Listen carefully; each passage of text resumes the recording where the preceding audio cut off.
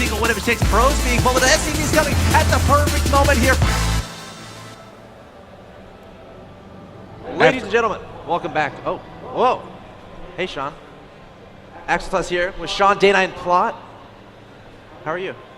I'm excellent. You are? After a quick game number 1, we're heading directly into game number 2. Straight into it. Down in the bottom right-hand corner after showing some nice micro at the start, but fumbling under the pressure. Can he pull it off in a longer-term game? The 13-year-old Grandmaster, Arium.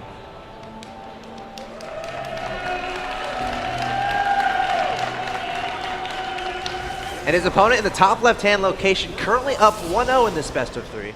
He's 1 win away from advancing to the next round of the lower bracket. I give you Bubbles.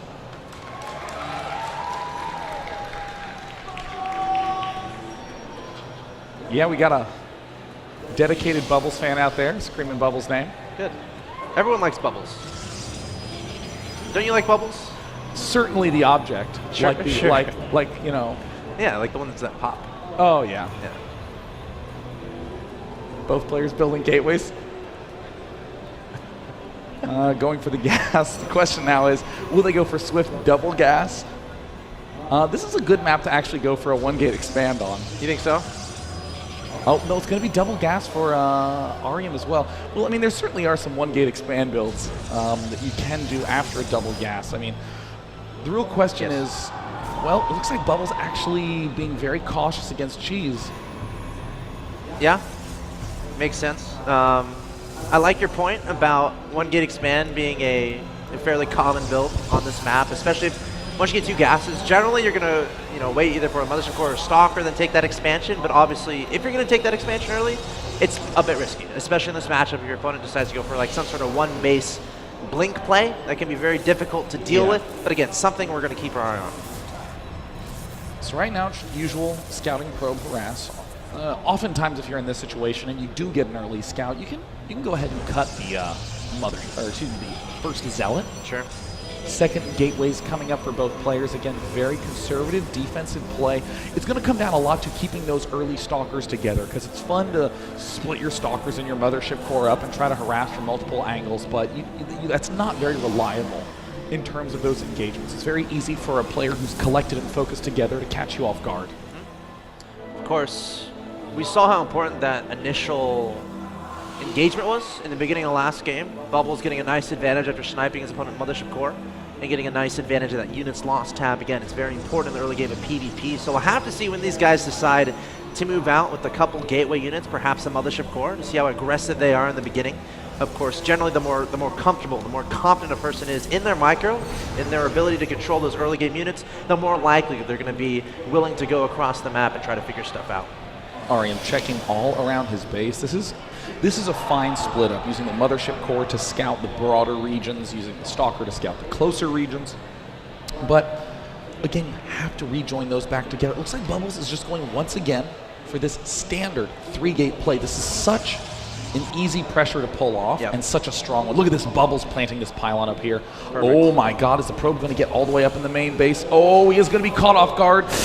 Placed down a pylon. That's a really close pylon to his opponent. He's going to try to get up into the main base, but there's going to be a Stalker there to prevent that from happening. Arium, no, shouldn't, no! Oh! Gets the pylon down. That's actually really important. I know we're getting really excited about it, but I promise, having a pylon in your opponent's main base, we're doing 3-gate Stalker aggression, is extremely instrumental in getting damage done. Oh God, that pylon is getting very close to done. Bubbles. Well, I mean, Arium, what do you do? Arium's still behind on the Stalker count. It's just a standard 3-gate rush at this point. Yeah. Okay, so no sentry here to force field that ramp. So 4 Stalkers going to charge on up. No Zealots here either, and the Mothership Core is going to have to deploy the Photon Overcharge onto the Nexus. Where is it? He's taking it out. No! Oh, okay. there it is. He does get it down. Oh my God. Well, looks like Twilight Council is down right now.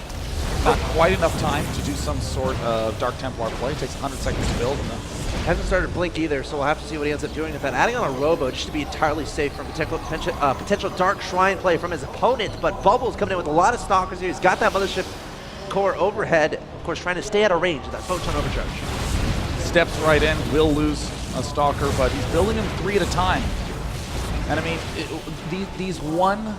this one gateway worth of advantage from Bubbles, I mean, it just slowly adds up until it's insurmountable. Because I mean, you think of yeah, maybe 12 Stalkers versus 11, but when those numbers start getting smaller, like 3 versus 2 or 2 versus 1 even, you see the edge that Bubbles has. Bubbles doing some target fire, as is Arium, but... No more Photon Overcharge. There's the GG. Bubbles gets the 2-0. Nicely played. Very swift win. Yeah. Very aggressive opening. It's a reliable sort of play, that 3-gate. I mean, even if you can't get up your opponent's ramp because he throws down a sentry force field, well, then you know he spent 100 gas on a sentry. You can expand knowing that it's hard for your opponent to be aggressive. There is your winner, PPG's Bubbles from Team Quantic. So with the lower round 2 matches underway, we're starting to see some eliminations. We've been watching a lot of winners bracket play. Yes. A lot of exciting matches upcoming there. You know, Minigun took out Kane, I saw.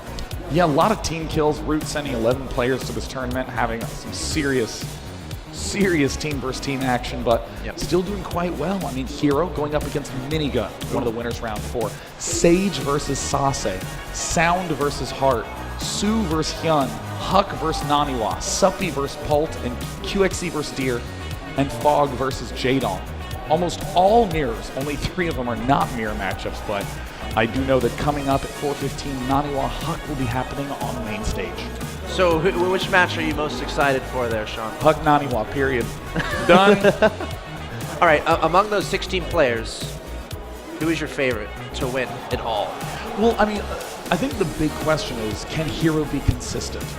I mean, Hero, as we've seen, has the capacity to be an amazing player, but does tend to get a little flimsy when there's a lot of pressure on the line, and he feels like he's playing against a solid player and there's a chance of him losing. We've seen a really wide range. Hero absolutely can go all the way, and I think that he is looking in good enough form to take a win this weekend. Yeah, I don't know. Has he even dropped a map yet? I don't even think he's... No, he hasn't. I think he has lost no maps. He had a bye first round, beat Masan, beat Select, and now he's up against Minigun in a PvP. Yeah.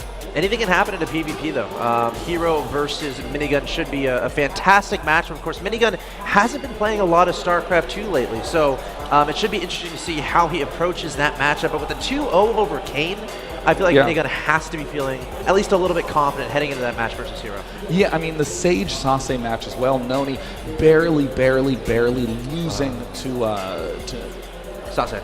Yes.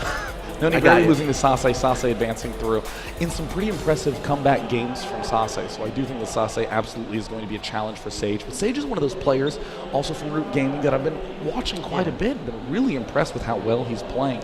Sound Heart, another mirror matchup, Su Hyun, Naniwa Huck, a lot of fireworks there. But also Suppy going up against Pult in winners round 4. Now Suppy went 2-0 over DeMuslim. And that was a kind of an interesting story as far as DeMuslim was actually interviewed yesterday. And it was like, you know what, I'm really looking forward to play Suppy. This was even before he played Sasquatch. He's like, I'm looking forward to playing Suppy because I kind of want to show him who's boss. But then Suppy, when it went with the 2-0, Suppy has to feeling good going into that match versus Pult.